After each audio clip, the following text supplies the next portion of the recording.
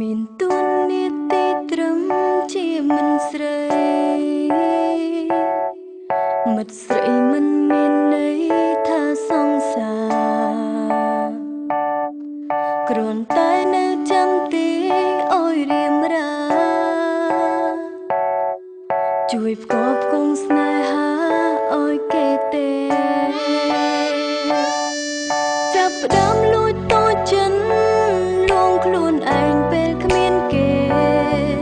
ចង់យំចាំបាញ់យកគេបង្ហាយអ្វីគេមានសង្សារគេមានសង្សារឯងនៅទេ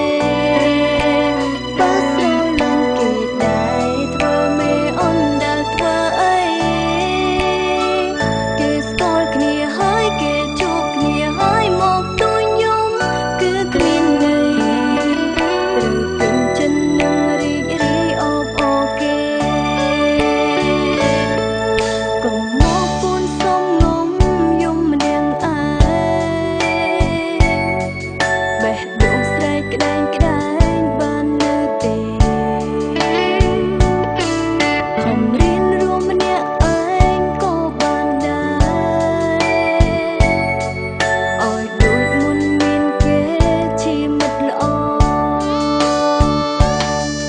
ចាប់ផ្ដើម